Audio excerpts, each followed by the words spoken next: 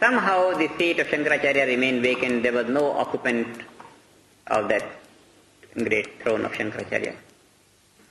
All the conscientious leaders of public life and good saints were concerned with this seat of Shankaracharya remaining vacant. They held national conferences to select some Shankaracharya. And on the higher circle of the saints, Gurudev was known, so they decided to approach him wherever he was. The story goes that it took him 20 years of persuasion to accept the seat of Shankaracharya. Because the life was so drawn out of the field of activity, complete an ideal, most ideal life of a recluse, of a sannyasi. Eventually, after 20 years of persuasion, at the age of 71 years, in 1941, he was installed as a Shankaracharya.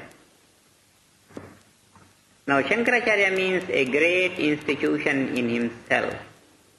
Hundreds of people surround him and all this, a great commotion.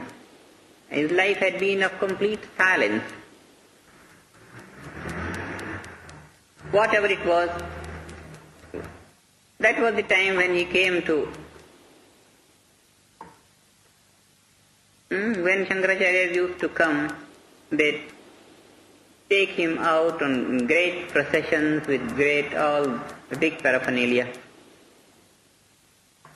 In one of the processions I happened to see him.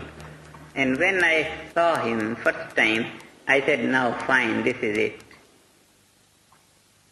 That was the flash to me. And then I surrendered myself.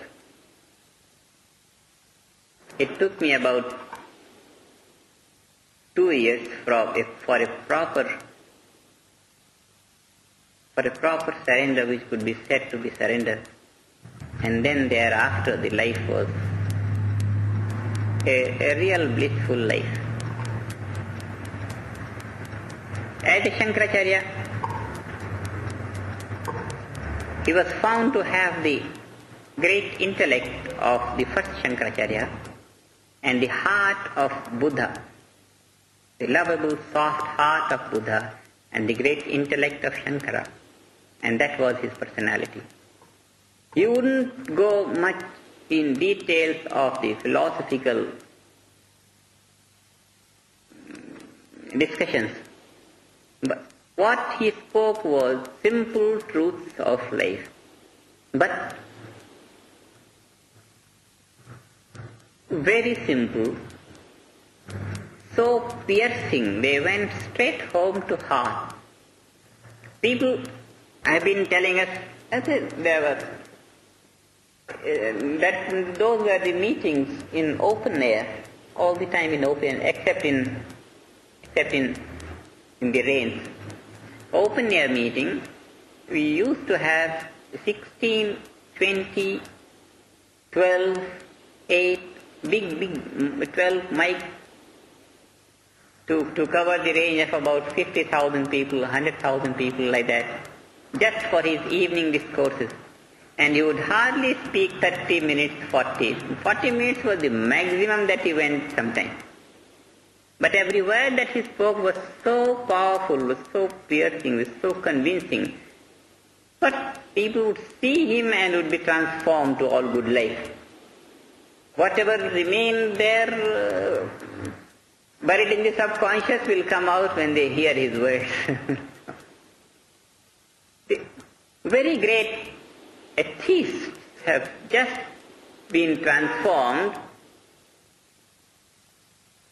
not by the logic or not by the deep exposition of anything great which they did not know before, but the truth exposed in so simple words and in such great force of life force that they couldn't but only be transformed. The motor will pass from there and you would be speaking. And if the car is not very fast, if the driver happens to hear some word, immediately he'll put up the brake and stop and listen. Can't pass on. He has to stop on this. Such charm was there in his words, and such great simplicity and depth of thought, and he charmed the child and the old all alike. It was a pin drop silence of 50,000, 100,000 people, just pin drop.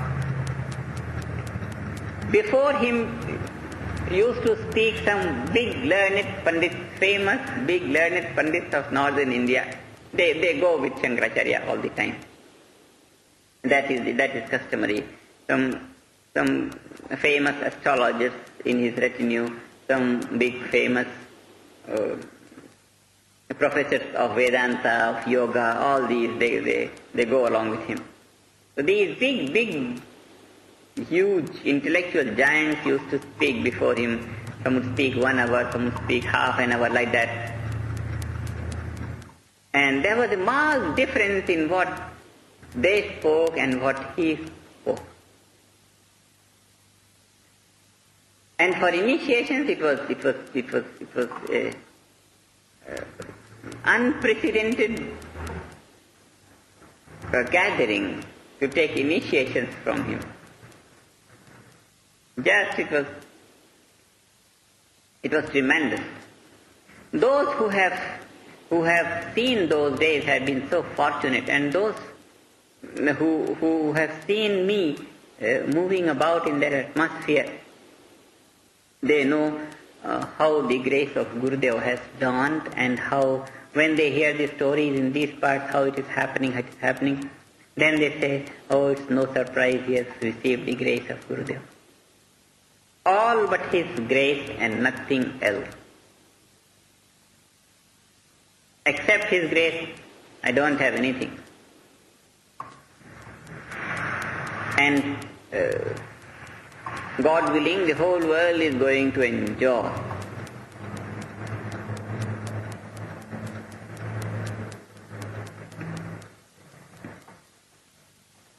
So we are fortunate, and all of you are very fortunate to have his grace so far from India, and but the fortune is there. Only we have to share our fortune with all our fellow men, and we have to do our utmost what we can to bring this meditation to all the people in all the ways possible for every one of us. This, if I could have some real good cooperation of all the people who come in my contact, it would be something. The whole world will become so full with all sublime essence of human life. Humanity will be changed into divinity, just a direct. We have seen his life, so we know what divine could be in man's life. Just fullness of divinity.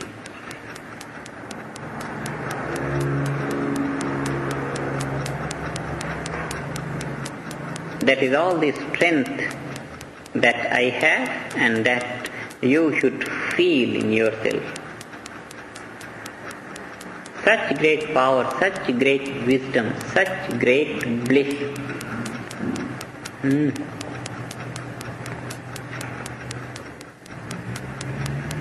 That is something about Gurudev.